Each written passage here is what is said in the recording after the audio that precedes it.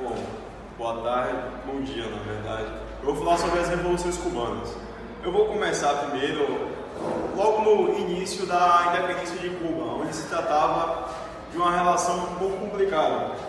A independência de Cuba veio devido à emenda Platt, na qual, após a guerra hispano-americana, com a vitória norte-americana, foi colocada a seguinte posição: o território cubano passaria a ter uma extrema intervenção norte-americana, o governo cubano não poderia ter relações internacionais com os outros países a não ser por intermédio norte-americano, e também o governo cubano teria intervenções econômicas e militares norte-americanas, na qual foi instaurada uma das mais famosas bases militares em Cuba, a base chamada na cidade de Guantánamo, que hoje ainda tentam desativar essa base militar, porém, por ser uma base muito grande e famosa, ainda está ativa.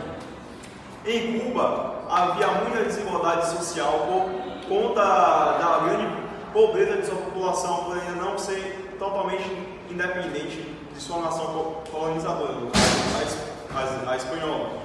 A grande desigualdade, a grande pobreza influenciava na prostituição, onde as mulheres se viam no dever de se prostituir para poder alimentar suas famílias.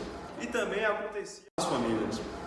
acontecia o fenômeno de concentrações de terra, onde as empresas norte-americanas iriam a Cuba, apontavam a dedos as melhores terras e o tamanho das suas terras, e quem estivesse ou morasse lá era despejado para a instalação das indústrias e empresas norte-americanas.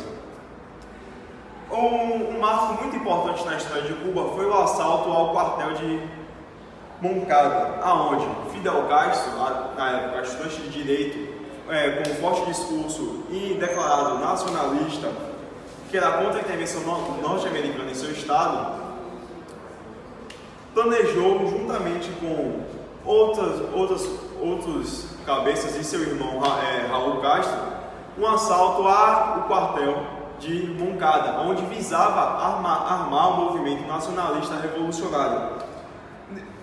E o governante nessa época era chamado de Fulgêncio Batista, onde implantou uma ditadura em Cuba em 10 de março de 1952, e também já entre 29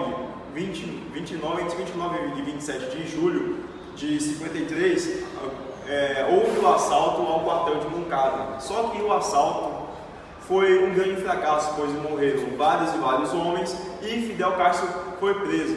Na qual ele foi preso. Após isso, por ele ter um grande domínio da oratória, ele utilizou isso a seu favor. Por dar um discurso, ele chegou e falou: a história me absorverá.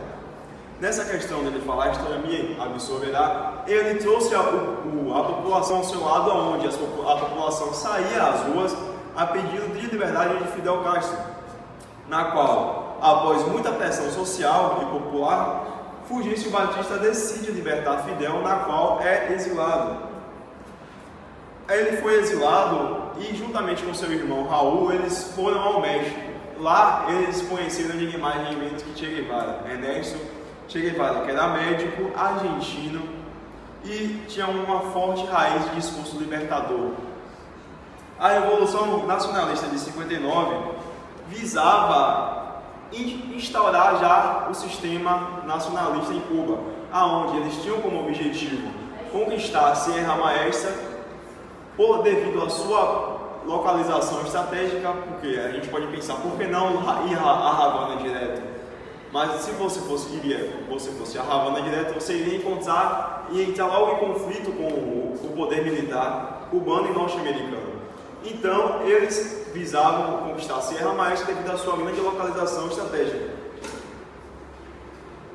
Após essa conquista de Sierra Maestra, houve grandes manifestações populares, na qual a população pedia a instalação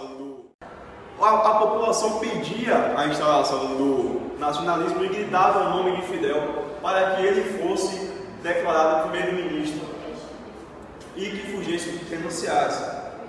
as cidades cubanas foram tomadas, todo aquele alvoroço aconteceu, e assim por isso Batista fugiu, assim assumindo Fidel Castro, primeiro-ministro, e até hoje, dessa questão da Revolução Cubana, até hoje a Cuba vive em um sistema de governo castrista, no caso derivado da família Castro, que agora quem comanda seria Raul Castro. O governo Fidel e a Revolução Cubana de 61 foi marcado por grandes reformas, como a reforma agrária, na qual nacionalizou a economia e a estrutura do Estado e dividiu as terras igualmente. O governo cubano também alfabetizou toda a região da ilha cubana, na qual existe uma frase muito expressiva dessa questão, no mundo tem milhares de analfabetos, nenhum deles é cubano. E também o governo instalou um sistema de saúde na qual até hoje é referência mundial por ser um sistema muito eficaz e organizado e de boa qualidade em Cuba. Então, após essas reformas e a nacionalização da economia, isso incomodou muito os Estados Unidos, na qual se viu no direito de intervir, tentando fazer uma retomada de Cuba através da Baía dos Porcos, aonde ocorreu uma primeira grande derrota estadunidense. Essa frustração estadunidense deu grande notoriedade e destaque a Fidel na mídia mundial, na qual em 61 ele declara Cuba comunista, assim ingressando ao bloco da União Soviética de nações nacionalistas, socialistas e comunistas.